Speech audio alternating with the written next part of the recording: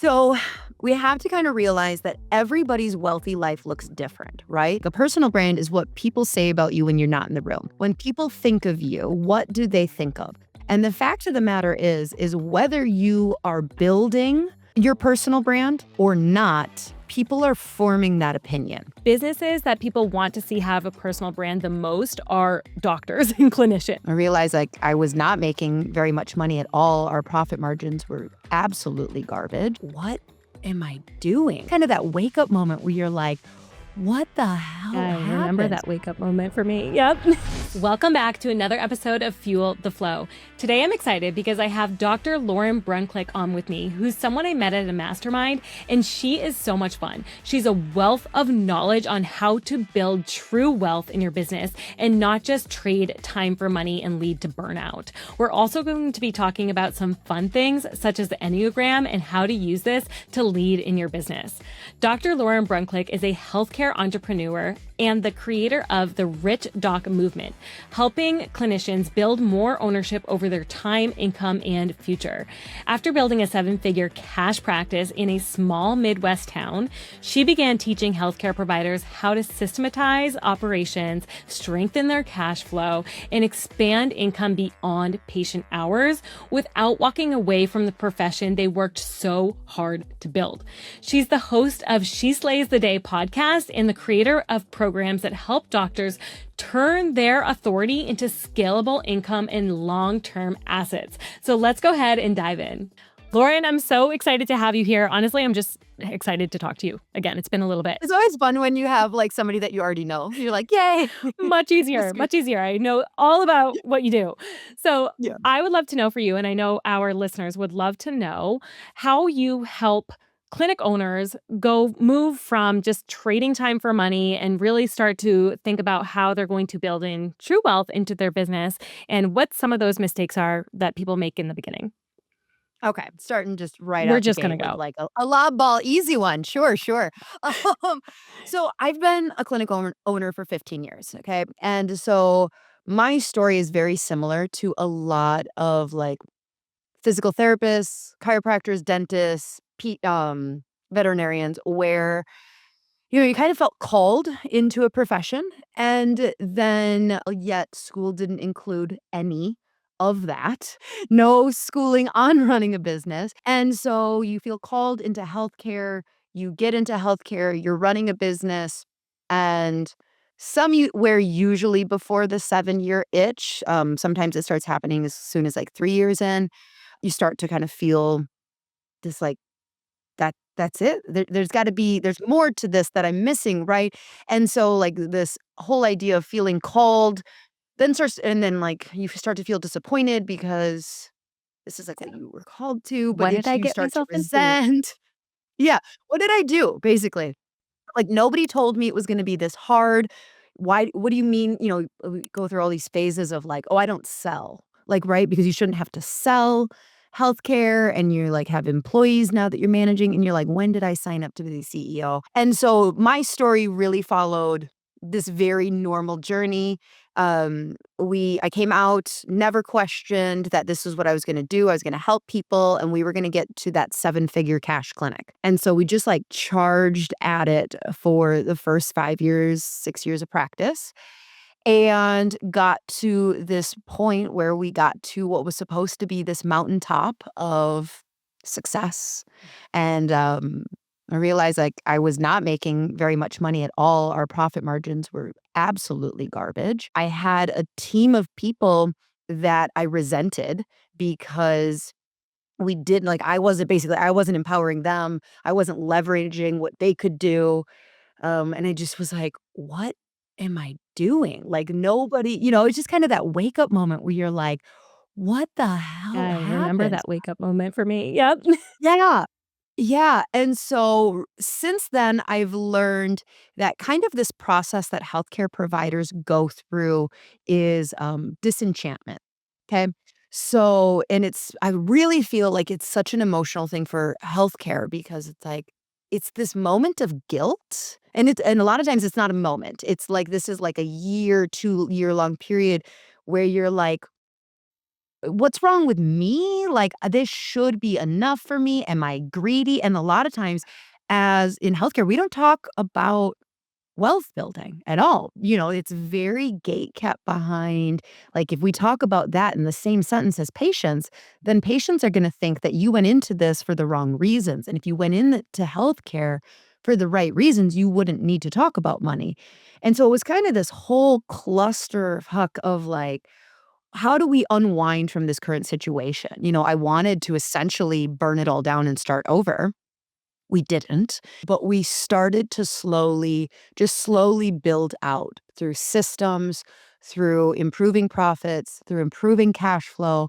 And then ultimately, as I started to get time and freedom back from the clinic, I was able to like breathe for a second. A lot of CEOs, they haven't breathe for a minute, right? Like, Right. we're, like, out there, like, Yeah. helping people function at their best, and we're just functioning from fight or flight. Well, yeah, it's almost like they don't feel like they have time to build in those systems, yet without those systems, they don't Right. have time to do Right. anything, right? That will help them, but they're just too overwhelmed to stop for a moment to build those in. Yep. And so then once I started to have that time freedom and cash flow started to improve, then we started to associate in just, like, smart circles around wealth. Around like, okay, now what do we do with this extra cash flow? So we started to get involved in diversifying income streams. Then that started to give even more peace of mind where it was like, oh my gosh, now if we have a down quarter at the clinic, it's not that big of a deal. Like, it's okay because our real estate is floating us, our crypto is floating us, my online personal brand is floating us. And so then everything just kind of started to snowball in a great way. The more time freedom, the more financial freedom we got, the smarter we got on, like, leveraging that, and, so now it was kind of like once you kinda got out of the hole, you're like, "Oh, this is a common thing that everybody you kinda see 'em, like, graduating and marching down the same pit you were going," and you're like, "No, hold on, hold on, let me help you." I remember when I first started my business, I called my mentor previously. I'm trained as a physical therapist and he owns a clinic as a PT. And I called him and I wanted to talk business. And though I respect him so much as a clinician, I realized in the moment that, oh, this cannot be my business mentor. Because one of the first things he said to me was, here's the thing, if you want to make a lot of money, wellness, PT, owning a PT clinic or getting into healthcare is really not the right path. And I was like, wait a second. In my gut, I didn't believe that. I was like, I do actually feel like I can have both. I do feel like that I can help people and at the same time, have a profitable business. And so in that moment, I needed to take a step away. So I've had those moments where it's kind of like, wait a Oh, yeah, second, you think I about had it. a mentor that said, "As you make more money, it'll be a privilege to pay more taxes," and I was like, "Ugh, no, thank you. Wait a That is not second. the tax strategy that I am going for. Yeah, yeah, I think we're gonna pull back on It's this. a privilege." So tell us, what are some of the low hanging fruit for clinicians who are in the grind? They feel like, yes, I have the patients, my schedule is filling up, but what are some things that they can do in order to increase their profit margins right off the bat? So, first you have to actually understand how to calculate a profit margin. Like, and this is a big thing where it's like so much of what I teach is very, very tactical. I'm not naturally a mindset person, but I realize the more I work with docs, the more I have to be like, oh, hey, it's okay that you don't know this. Yeah, you went to a different school than I did, but your curriculum didn't have this in it either. Like, I have to remind people that, like, while we were doing undergrad and we were just doing science class after science class after, there was an entire building on your campus that was all business. For 4 years, there's people who just did business class after business class, Yeah. and we're just like, "Oh, I don't know." So it's like step 1 is you have to figure out how to calculate, like, what a profit margin is. In theory, it's very simple, right? It is, what you're bringing in and what you're spending and the delta between those 2, Yeah. okay? And if you're not profitable as a business, then you really just are you're gonna be living on very thin margins, and this is where docs and clinic owners really get themselves into the weeds. When you don't have profit margins, you are just one, um, furnace away from breaking or, like, all of these things. If you have to go on a vacation and close the clinic or, like, if you want to go on vacation and you have to close the clinic for a week, You can't do that. So people who kind of feel like they're one step away from not being able to make payroll, this is because they're living on razor thin profit margins. So understanding how to calculate is just step one. Okay. And this is, I mean, it's going to be a little different depending on the model, but like, you don't need to overthink this. This is looking at what do you spend in a month? Include your salary in there, please. Yep. Um, and then what do you bring in Yep. in a month? Okay. Like that difference Yeah. is your profit margin. And everybody then wants to know, like, well, what's a healthy profit margin? It depends on the size of the clinic that you're running. If you've got a team of 15 people and you're still holding on to 20% profit margins, including your salary, like that's probably pretty darn good. If you're a solopreneur and it's just like you and some technology or, whatever, and you're doing like 60% profit margins, like, yep, that's also probably appropriate. I have yet to meet someone who's been able to hold on to like over 50% profit margins and then actually get the time freedom. Right. Like those are the people who are like, well, I don't want to bring on another doc Yeah. because I'm going to have to pay them. And you're like, yes. Well, yeah, you're buying your time, Yeah. right? Yeah. So that's really step one is just understanding what is your current profit margins. And then from there, it's simple. There's only two ways to improve a profit margin: decrease expenses Yep. or increase revenue Okay. while keeping expenses fixed. So with Because that, that's what a lot of people go into is as they increase revenue, like they're like, well, now we need to move into a bigger building, and now we need another doctor, and now we need this. And so like they'll look back, and this was a big part of my creep of like how I got to seven figures. yeah. And it was like, I mean, we were at like 5% profit margin because we just kept spending more money to get to revenue. Yep. So you have to increase revenue while holding fixed expenses steady. Yes. And I know from experience that when you build a business, you do get more expenses as you go along. And sometimes things get forgotten about. I know I'm guilty about that it's like, oh, I've held on to that membership for 5 years and I've never used it. Right. So some of these things that we build and we build and we build, and then we realize, like, how do we know that what we're paying for in our expenses is giving us a return or it's something that we need to cut? So the fact of the matter is like you're probably not going to increase your profit margins by like decreasing your paper spend, right? Like you're probably not going to get it there. I think that in general, two of the most over leveraged areas are technology now, especially in the last year and a half, where it's like you're paying for this app that sends text reminders, and then you're paying for this app that like does retention, and then you're paying for this thing that is your EHR, and then you're paying for this that does your like incorporates AI into your soap notes. And so like the technology spend is probably the number one area that you're gonna feel that like that quick win. That quick win is just the technology spend of like, okay, what is every subscription that you have, get. And here's the deal is a lot of us, if you've been in practice a while, so like my EHR is constantly trying to improve. And so they're bringing in, like, they want to be the umbrella for everybody. And so my EHR, there are things that it now does in 2026 that it didn't do in 2024 or 2020. Right. And so getting a current list even of all of the features that something you're paying for actually does. And then it's just, I mean, what I would do is I would load them into a spreadsheet. I would load the spreadsheet into AI, and then I would have AI tell me, where is the crossover and what can I eliminate? And then again, like you said, it's that annoying thing of like, oh, but now I have to figure out how to switch over. And it's like, well, yeah, but if that saves you $250 a month and that's, $3,000 a year, Yep. I mean, that stuff kind of does add up. Something to think about. And then there's the other side of entrepreneurship where people are not spending enough, right? Because like you said, they don't want to hire that person because maybe it's going to reduce their profit margin slightly, but maybe that person could be bringing in an extra 500,000 a year, right? So when you calculate the profit margin, that would actually give you more profits, even though the profit margin is lower, right?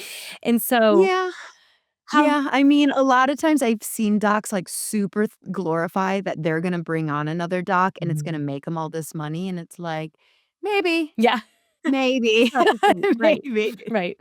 So with that though, where do you feel like, okay, there's a that fine line between like we need to slash expenses and make our profit margins higher versus like we actually need these tools because it gives us To invest. the time, right? To in order to focus our energy on things that are moving the needle. Where do you feel like most people lie? Are they underspenders, overspenders?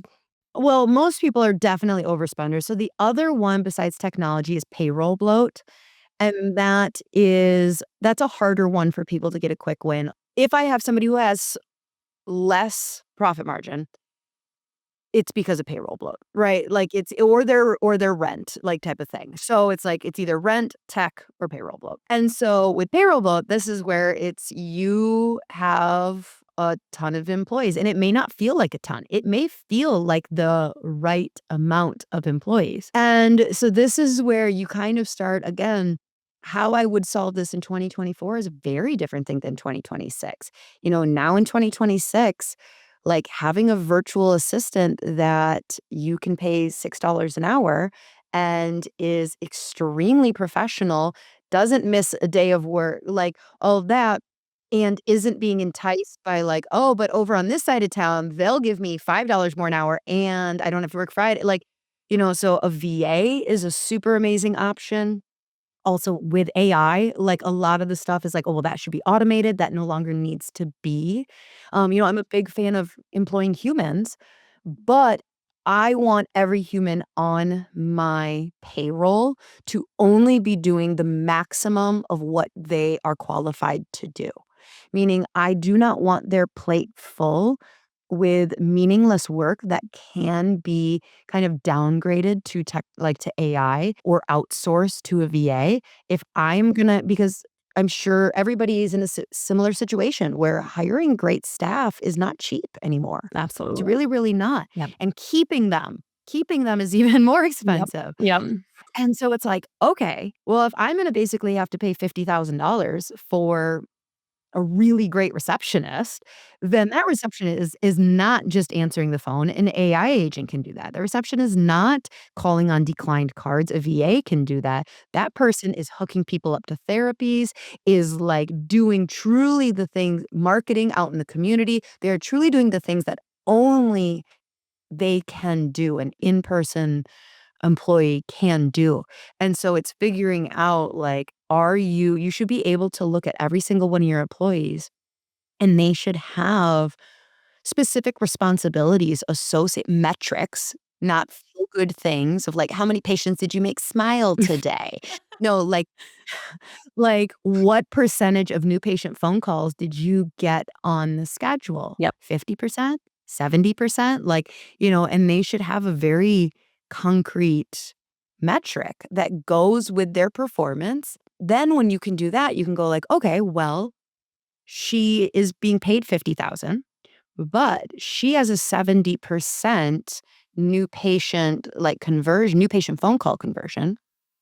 Whereas, like, our previous one was only 60%. If every new patient is average a $3,000 care plan, you can do that math. I'm not gonna do it live because 'cause I'm terrible at like, I need calculators in my life.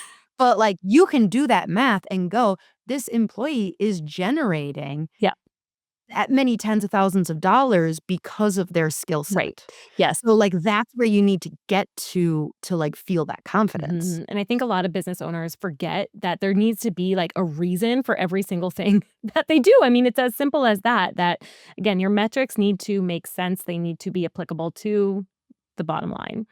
And so talk to us too about someone who is bringing in pretty good money and they're getting good profit margins, how can they then turn that into true wealth? Not just profit margins, but really build a wealthy life? So we have to kind of realize that everybody's wealthy life looks different, right? So we have to go like, what does a rich life look like for you? So for me, I am still in clinic 10 hours a week. I'm seeing patients 8 hours of that. Otherwise, I'm kind of like just having meetings, seeing employees the other 2 hours. I travel about 10 to 12 weeks a year. I don't go, like, I do miss my kids' after school stuff a lot of times, but, like, it's, that's okay. Like, my husband and I have a lot of, like, travel together. So, like, we've kind of figured out this. I have the online business. So that's what this balances really looks like for me. And there's an income that's associated with it. So it's kind of that like time freedom plus financial freedom. Now, if time freedom wasn't as important to me, if I was talking to someone who was like, well, don't wanna work only 10 hours in my clinic. I would work 30 hours in my clinic. That would be amazing if I only worked 30 hours in my clinic, and I really don't need to travel. My kids have all these sports on the weekends anyways, like, we can't really do that. But I might go like, "Okay, do you wanna be in a situation where you could retire at 45?" Like, if you're just gonna work and not spend a ton of money, like, if that's their balance, then for them, it's like, "Okay, this is how you might want to spend your prime earning years so that when you get to 45, you don't have to keep working because you have created so much passive income through real estate and other diversified streams.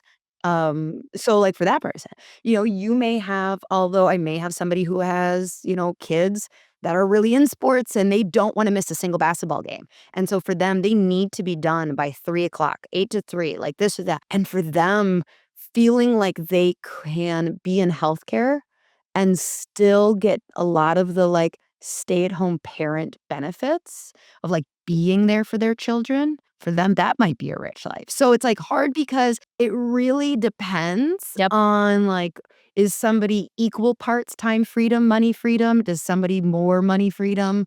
Is somebody more time freedom? Kind of figuring out where you land on that is important. Otherwise, you're gonna start chasing someone else's dream. That makes total sense. Yeah. So figuring out what's my why? Why am I doing this? Why do I need money? Why do I need work? Right.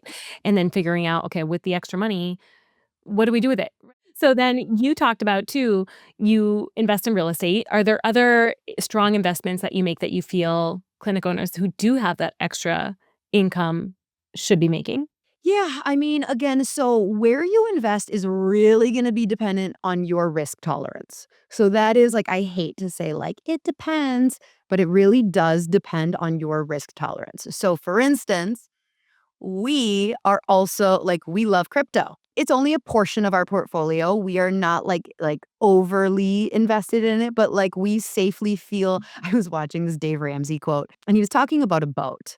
And he said, like, before you buy a boat, you should have all the money that that boat would cost and be comfortable with putting in the middle of your living room and lighting it on fire and it doesn't affect you. And I was like, Wow. okay. I How mean, I many guess people are it's a going to own a dream. boat? No one. Right? I was like, I don't think that he has a very different opinion Mm. on, time freedom, Yeah. right? Like, for me, I like being on a boat. Yeah. So, like, a rich life without a boat is not a rich life.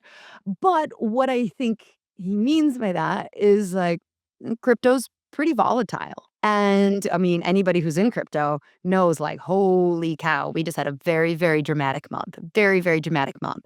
But I turned 40 this year. My husband turns 42. I think he turns 42 in, like, 2 weeks.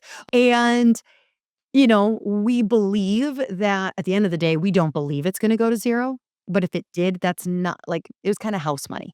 It was like, "All right, that's okay." You're okay. Yep. So we like crypto. There's lots of different types of real estate. So anybody who says that real estate is passive, um, you know, there are forms of passive real estate, but a lot of times, you know, you're losing some of that profit margin if you're paying some like, if you Yeah. have, like, a property manager or whatever, Airbnbs, Yep. not passive, so Oh, yeah. but there are passive forms. You can be, there are passive forms, but Yeah. the return just won't be as much, right? Totally.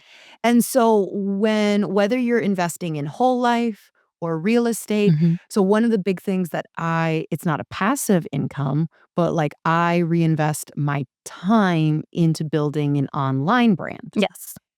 And so, like, that for me is probably the number one investment that is Mm. going to be the game changer. Yep. It's bringing in an additional 7 figures every year, Wow. so it's like, that's fun. Yeah. And it just brings me joy Yeah. because my personality likes dabbling in things. So we were just talking about this a little bit before we started recording, but we were talking about how we were at a mastermind together not too long ago, and Rory Vaden came, who is an expert in, building a personal brand.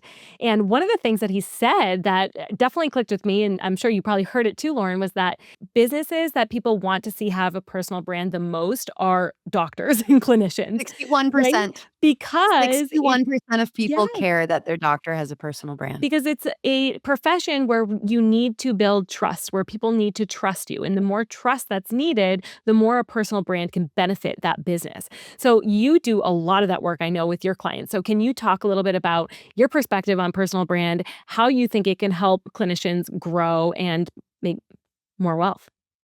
Yeah. So I've actually just recently started switching from talking to doctors about personal brand to online authority. Okay. I have found so between us, I mean the same thing, But okay? yes, I know what you mean because a lot Just of between clinicians don't us, even know what a personal brand is, right? They can't even they connect with that. they get all weird. They get all weird and they're like, "Oh, I don't wanna be an influencer." And it's Right, like, right. "Okay. All right. So the fact of the matter is, and like Jasmine Star says this, right? Like a personal brand is what people say about you when you're not in the room. When people think of you, what do they think of? And the fact of the matter is whether you are building your personal brand or not, people are forming that opinion, or they're not even thinking of you. But if you want to be thought of in, let's say, if you're in physical therapy and your state association is thinking of the best physical therapist in the state, if you want to be thought of, Yep. you need a personal brand. If in your community you want, to be thought of as one of the most innovative businesses, in order for them to think of you, you need that personal brand. Yeah. So, like, if you're totally okay with not being thought of at all, and this is like, again, if you're a chiropractor and it's like when somebody hurts their back, if you want to be thought Yeah. of, like, Well, so a lot of people be like, oh no, I don't want to be on stage. And it's like, but do you no. want to be thought of? Right. And I think that's another common misconception is that people think personal brand is like only if you have an online business, only if you want a really widespread reach. But the truth is that it works just as well if probably better for local businesses too, right? Like I know that the gym I go to, for example, has a very strong personal brand. And it's so engaging to see that content. You feel like you know the coaches better. Like there's so much value in building that because you get to really know not only the business owner, but their employees too. Like you just feel comfortable in that setting. And again, you think of Yeah. that person when you're going to make a recommendation to someone. Now, this is where it does get sticky. This is like a really, we're getting into the weeds a little bit here, but I'm here for it. So a personal brand for your brick and mortar can bite you in the butt. Okay, tell us It about that. really, really can. So a lot of docs think like people have all sorts of mindset stuff around personal brand. Like, who am I? I don't even know what I would talk about. They don't want to niche down.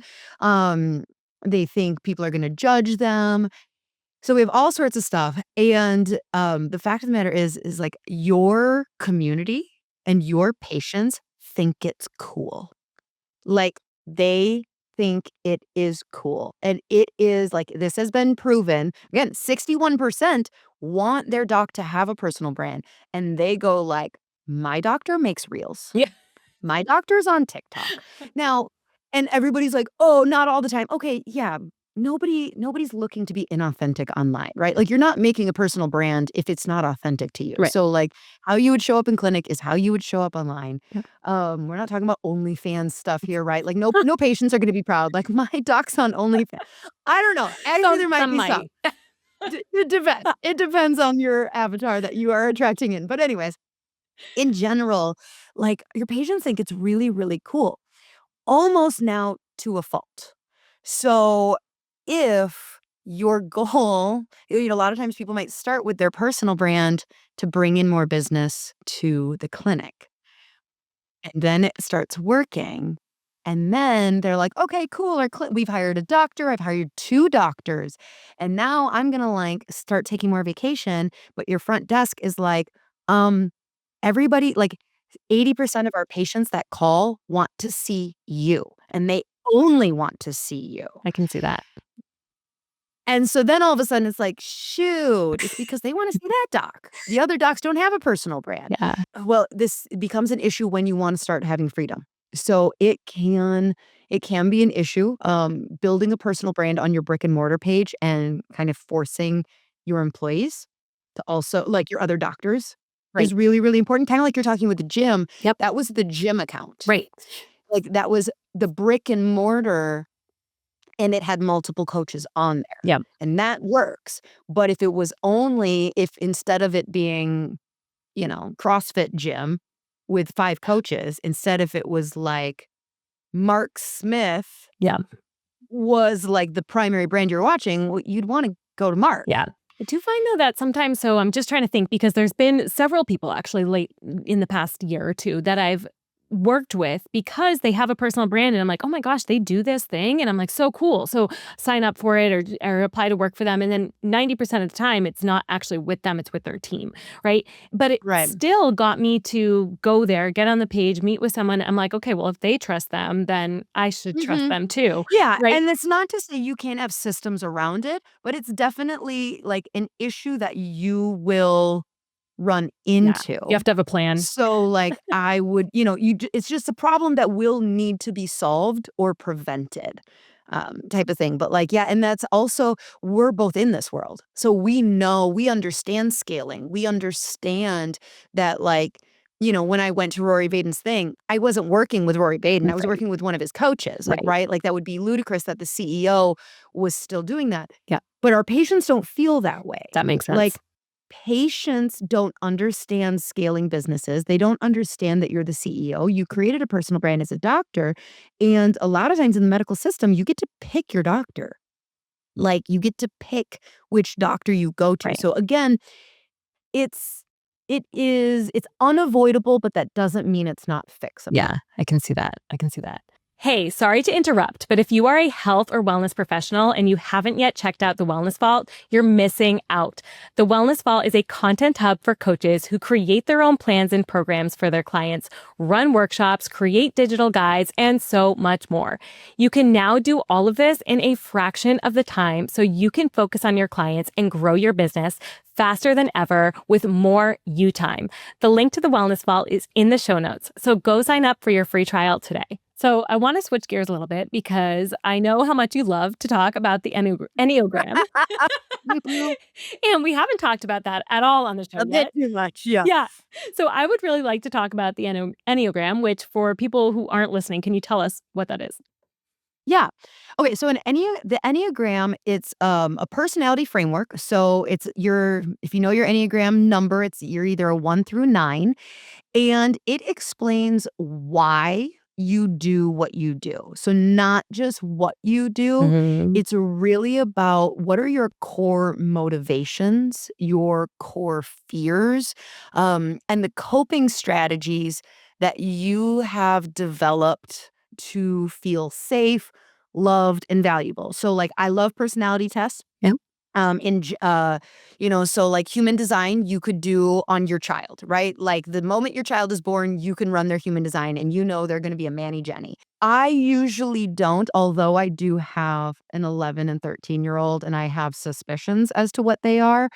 Typically, I don't trust someone's like Enneagram number until they've kind of gotten into their first like job.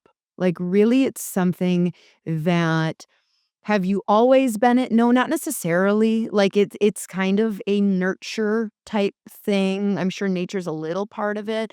But really it's an adult thing. Now, once you have become a formative adult, you don't tend to switch. Okay. If you really make a switch, you were probably, I'll just use the term like misdiagnosed just for this. Yep. A lot of people misdiagnose themselves Yep. the wrong thing. And that's why I don't even like to use it. I will use this as a team building exercise, but not a hiring exercise. Okay. So it is incredibly helpful from a team perspective Yeah. when you understand what each of the 9 are. And I can kind of like run through them if you want, but like that's how we use it. I use it because once you find and you're like, "Oh, that is me," Yep. it it's not meant to it's not like, "I'm a Libra, so, Right. Libras be Libraing." It's like, no, it's to show you where you're strong, but to not, like, put you in a box. This is a phrase they use a lot. It's not to put you in a box, it's to show you the box to grow out of. Okay. So, it gets really, really complicated because there is so much growth focused in this. So, like, you can be one number, but under stress, you act more like a different number, and under healthy behavior, a more mature version of you will act as a different number. So if you, for instance, like 30 somethings and 40 somethings are the easiest, like 25 to 45 are the easiest to spot. Okay. Because they're just like they're raw of them and Yeah. it's like, you're cute. Now when you start talking to like a 50-year-old or or just a more mature person, like a person who's done therapy, is doing the work to be a better leader, they're gonna really be harder to figure out because as a healthy version, like the healthier you get, you start to become like the best of all things. Got it. But you're at your core always the Yeah. same thing. So speaking of, because I know, I've done the Enneagram tests a few times, and we were talking about this at the mastermind, is I'm like a little unsure what I am. So how, when you say like the It's really common. misdiagnosed, yeah, being misdiagnosed, what's the right way to go about kind of figuring out So your So some are a lot easier. Mhm.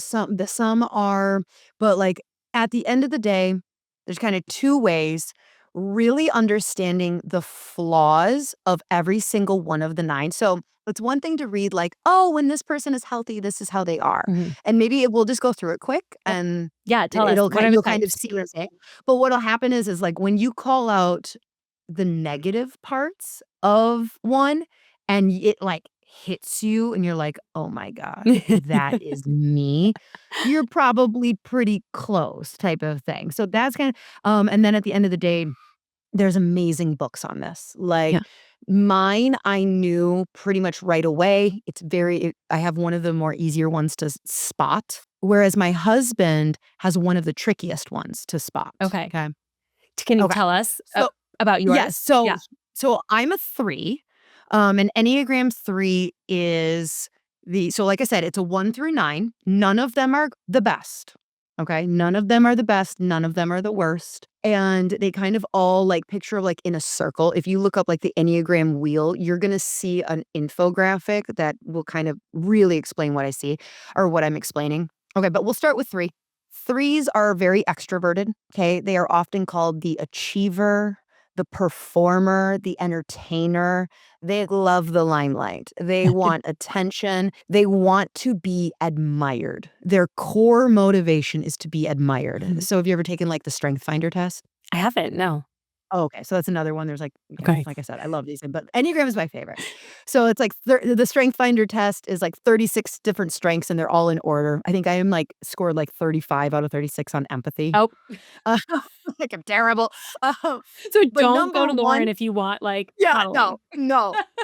Number 1 was significance, where it was just like, I just need to be significant. Threes believe that success is equal to their worth in Okay. life. Okay. So, as far as strengths, they are driven, they are adaptable, they are the entrepreneur that you see. They're the ones on the podcast. They're like, okay, like they're the Yeah. celebrity, they're confident. Yeah. Um, they are incredibly vain. They are image conscious. They are workaholics and possibly emotionally detached. Okay. Like I said, empathy. Possibly, possibly. Right. Right. So like the 3 is they tend to be easy. Like you read it and you're like, oh yeah, I'm vain as f- I want everybody to look at me. I want all the attention. I'm a 3. Okay. Yeah. That was pretty easy. Now, a 9 is what my husband is, and a 9 is now there's also oh my god, I wish we had, like, 3 hours. So there's also I can often help figure out what somebody is based on who they're married to. So, like, if Valerie, if you didn't know what you were, Mm. but you knew what your husband was, Yep. it would actually help because we tend to see and this has to do with the relationship Interesting. of, like I said, so a 3, Yeah. um will when they're their best self is going to function a little more like a 6. Okay. But when they're their worst self, they're going to function like a 9. And so all of the numbers kind of have this thing where under their best self, they're this. Well, it's not uncommon that you tend to marry somebody that kind of is in that. Okay. So a 3 and a 9. Yeah. Very commonly married. Interesting. Very commonly married. So it's like a lot of the women in our masterminds are 3s. Yep. Yes. And like and this is why we could like all talk about our husbands. We're like, what? No way. My husband's the exact same way. And it's like, yeah, we all married a bunch of 9s because it's that yin yang energy that's happening in the universe, right? Yeah. So it's a beautiful thing. Yeah. So he's a 9, and 9s are the peacemaker. Mhm. Okay. They like if I made my husband pick where we were going for dinner, he would be like, burgers, What do you want? unless you don't want burgers. Like, he could not be happy. He could not be happy going out for burgers if he knew I was not happy about burgers. Yeah. Okay. Like, Got he it. couldn't like, he'd be like, "I don't need burgers. I need you happy," Yes. type of thing. Yes. So 9s, they just want to avoid conflict. Mhm. They love to maintain peace. 9s tend to merge to keep that environment calm. They are steady. They are accepting. They are diplomatic. They can handle an alpha female. This is fantastic. She will make all the choices for me. But where they are often, if they're an animal, they are called the sloth. Oh, wow. They will procrastinate. Oh, yeah, this is where it's like this Right. is where, like, if you really wanna know, it's like, "Oh, let's talk about the worst part." Yeah. Right. So, they, can be incredibly indecisive, self-forgetting, procrastinate, like, lazy, like, that can also be a 9, That's like their right? shadow And side. so Mhm. so because they conform so much to their environment, they can be really, really hard to type Okay. or, like, figure out their number. So, like, they're one of the ones that when somebody's like, "I just can't figure it out. Every time I take the test, it's a little different, like, da, da, Mhm. da, da, da," and it's like, okay, Interesting. you could be a 9." I know for a second I was like, maybe I'm a 9. And then you said a sloth. And I'm like, no, I'm definitely not a sloth. Nope, not there. I can't be a 9. No. Okay. Tell Yeah. us more about the other ones. Let's start at Okay. 1. So, we'll start at 1. So, 1 is, like, the perfectionist.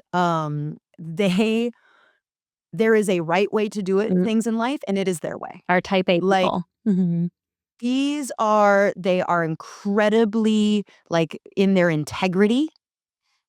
It is good to be right. It is like this is like a lot of times they get labeled as like the clean freaks, but like again, you can just like you don't have to love the limelight and you can still be an Enneagram 3.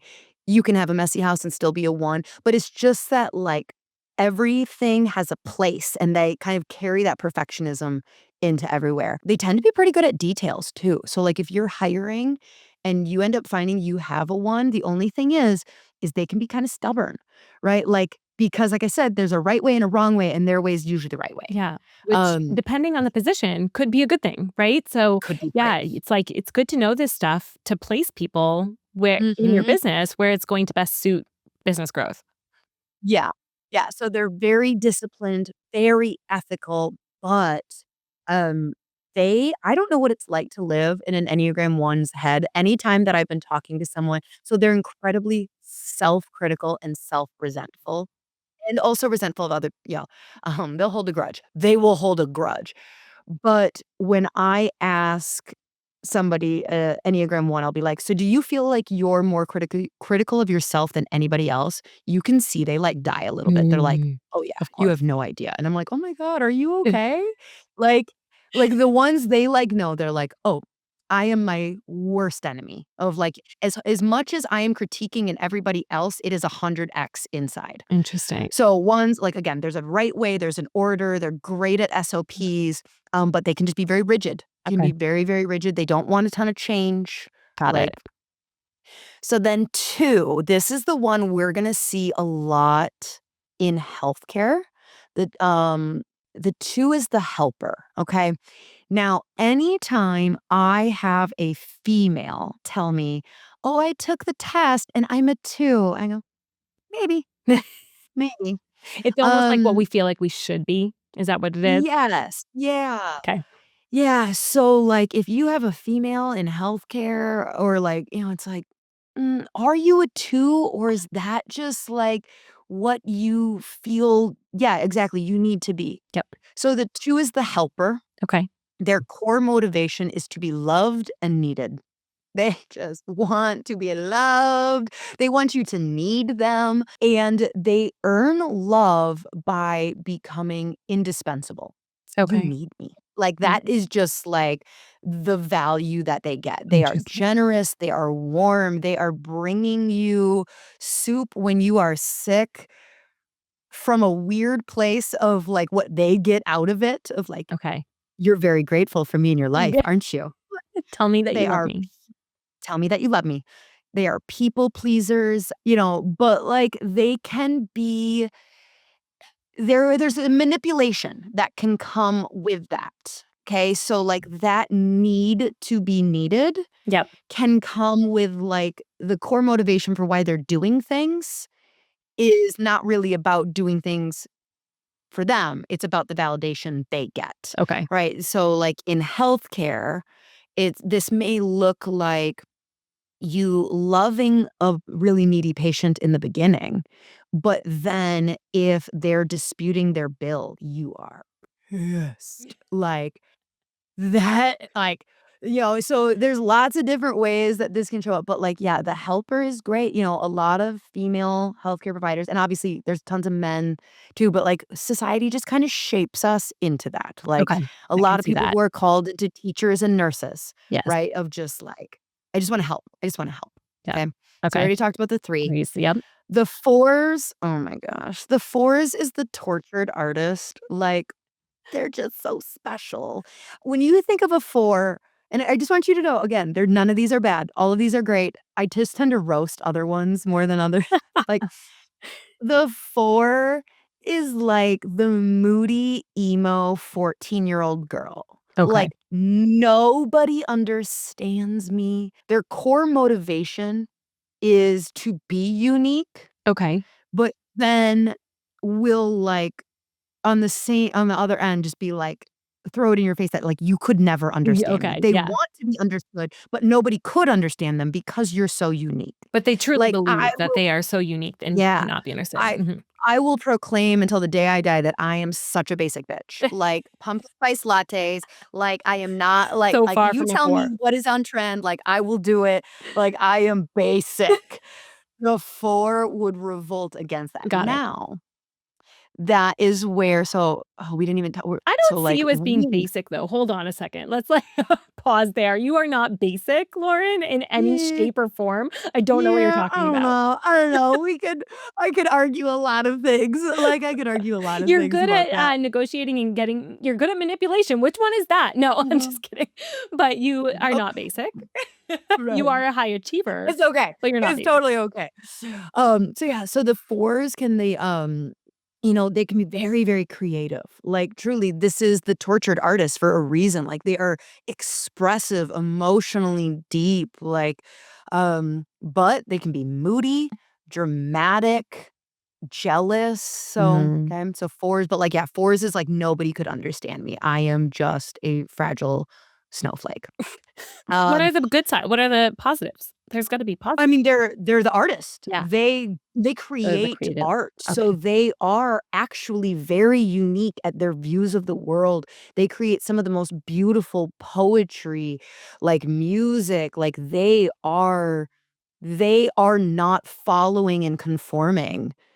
They are breaking the mold of how we look at things to be done, but in the process, they tend to, like, torture themselves Got of, it. like, like, "I'm not choosing that route that you took, but I'm gonna, like, be anguished that I am, like, creating my own path." Got it. Where an Enneagram 3 might be like, "I'm creating my own path, and you all think I'm amazing for doing it, right? Like, you all wanna follow me, right?" Yeah, And, like, a 4 is like, "I'm creating my own path. You couldn't handle this. Like, got you would die. I'm dying." Like, type of thing, okay? it. Okay. Super So, they're different. great, but again.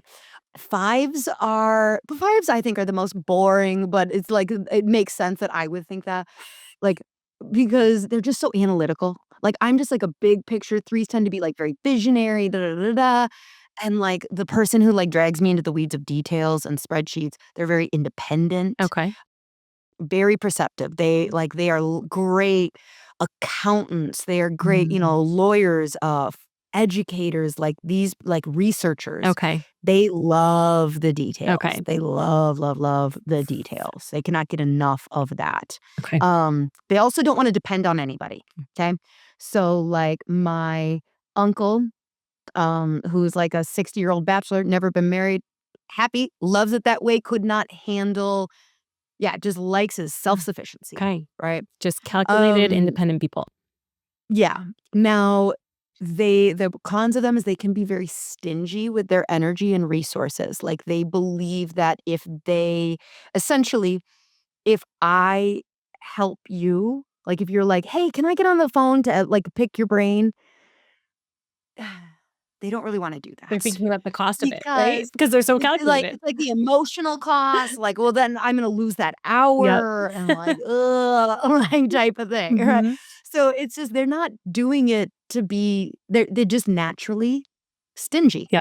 They're just naturally stingy. Again, everybody's got a flaw. And they don't like it, and so it's okay. You can, you know, kind of good time to circle back to like when you realize this. So when you realize what your Enneagram type is and you go like, okay, so these are my under stress, this is what I go to. This is my core coping mechanism for life. Well, then you can start swapping out other coping mechanisms, right? Like if you're a 5 and you feel that like retraction when it comes to money or your time or your energy, you can create a rubric that you go through that will help you to actually lean in and, be more generous with your time or your money or emotions or things like that.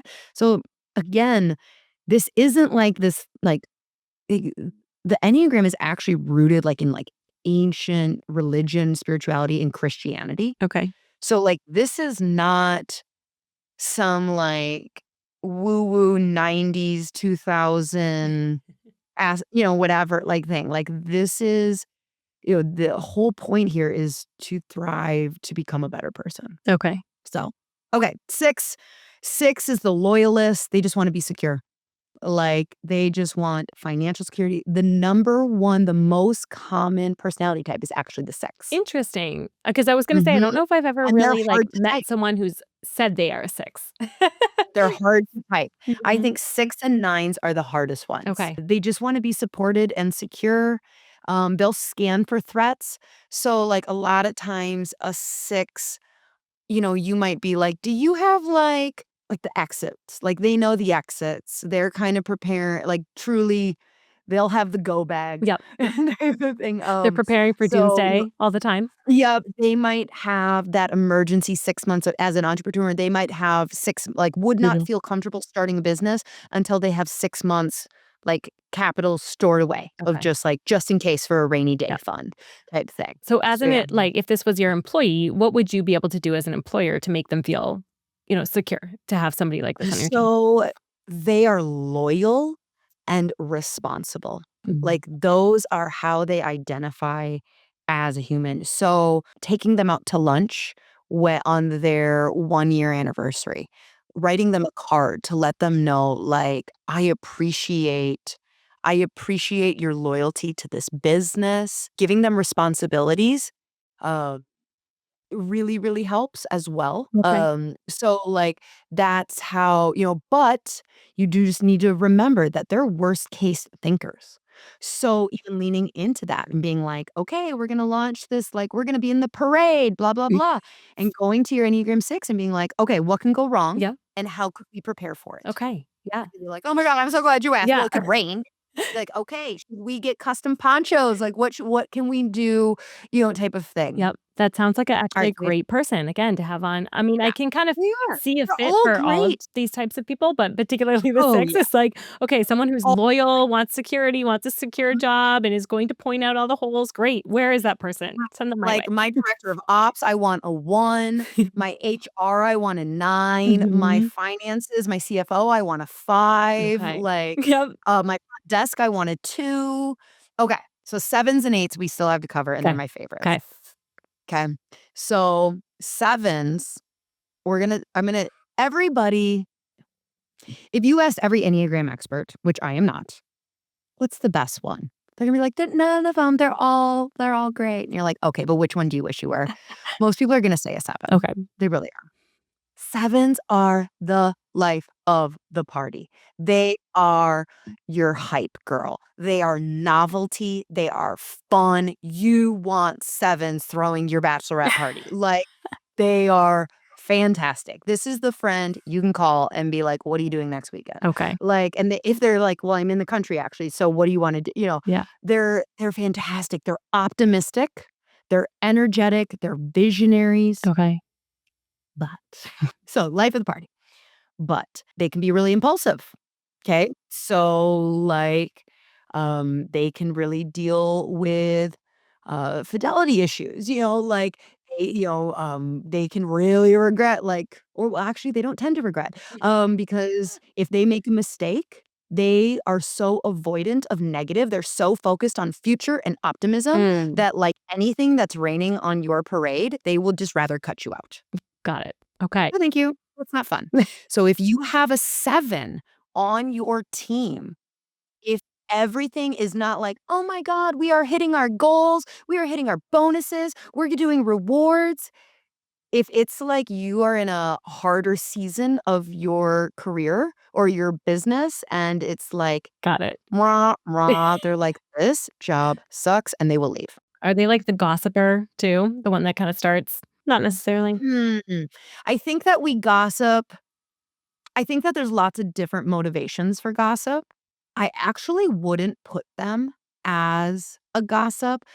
They might be like the celebrity gossip, Gotcha.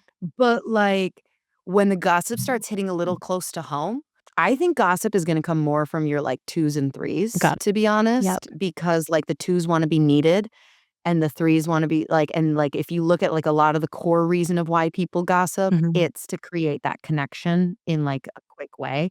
So, like, a 7 might talk about, like, "Oh my god, you see Kris Jenner's new surgery?" Yeah. And, like, that's fun because there's no, like, Yeah. emotion, but, like, "Did you hear that so and so at work did this?" It's like, "Ugh, No, ugh, oh, they don't like here that. for a good time. We're here for a good time," Yep. type thing. Yeah. So, yeah, so they can be extremely avoidant, extremely scattered. They will launch 100 planes and not see a single one through. They are not your project managers.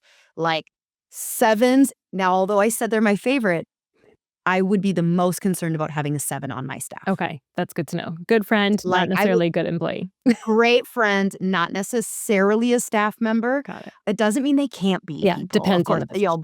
Mhm. but it's just like you gotta be conscious that they don't wanna see a project all the way through. Mm. Like, it's no longer as soon as it's hard, it's not fun, Okay. and I don't want that. Makes sense. All right. What's our 8? Our last one. Our 8s. The 8s you can spot from a mile away because they are your challenger. Mhm.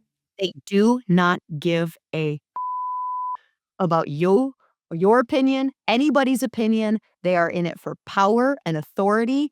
Like, so these will be a lot of like CEOs that have no interest on being on podcasts. They do not want the Mm. limelight. They just want the political power. They want to be in control. It is like their core motivation is to protect themselves and Okay. stay in control and in a place of authority and control. They believe that their strengths, like being strong, keeps them from being hurt. So they will see tears as a weakness of just like, why are you crying? Do you realize how weak and pathetic you look right now for crying? They are decisive. They are protective. They are bold. They are the challenger. Like Okay. this is a personality where when I meet it, I'll be like, I was also raised by an Enneagram 8. My mom's Okay. an 8. And so it's just like I can see it. They can be domineering, confrontational. And if you like say like, why are you being so angry or confrontational? They're like, this isn't confrontational. Oh, you haven't seen Mm. confrontational. Like They they're they just don't they're shy just away from that. talking directly. We're just Mhm. having a conversation. I Mhm. just asked why you ordered a margarita and you're like, I know, but the way you asked it made me feel like it was the wrong choice. And they're like, order what you want. I don't Right. care. I'm like, Yeah. okay, You just want real sounds honest good. conversation. Yeah, yeah. They're so great. They're Yep. so great. Carrie Mhm. from the mastermind, she's like somewhere between a 7 and an 8 Yeah, type of she's a thing. fun Oh, one. She's she's a fun. 7, but she just comes with like, I don't care, Yeah, right? yeah, Type yeah. of thing. Yep. So yeah, so we can have, that's all of them. So Okay. like I said, they're all great They're all great. They and all they have a all suck, place. Yep. But it's good but to they all suck know, also. yeah, what your type is as a leader, what your employee's type is, so that you can help to make sure that they feel good on the team, right? That they're getting their Yes. Mhm. needs met, and that they're in the right seat But as like I well. said, I don't use this as a hiring technique because you're gonna get a lot of 2s from Right, people, right, right. because people Yeah, are gonna answer this through the lens of knowing this is a job exactly. application part. Yep. So it's kind of like, oh, but, like, once they're on the team, doing this kind of an exercise and, like, going deep into it because, like, this was just, like, surface level. This Right. gets so much more, um, but it's a really great place for people to start. It's a really great place for people to start. I love that. Well, thank you for that. So, if people want to learn more about you or find you and connect with you, where can they go? So drlaurynb.com is a great place. So DRLAURYN and then the letter B. Or just follow me on Instagram. That's again, it's Mm. my handle is at Dr. Lauren B. That is the number one place to connect with me is on Instagram. Shoot me a DM. I will absolutely respond. You might get a voice memo back from me. But that is where I've got resources. If you want to know more about the Enneagram, I think I've recorded like 3 different episodes on it. I can like send you those links. Love that. That's a whole nother thing. I have a podcast that's like 350 episodes in. So if you have a question, I can probably send you a podcast episode on it. Amazing. I love it. Thank you so much. It was so great to have you. I hope you enjoyed our conversation from today. Any links we discussed will be in the show notes below. Also, we would be incredibly grateful if you would leave us a 5-star review. This helps us keep the podcast going so that we can continue to provide value for all of you. I hope we see you on the next one.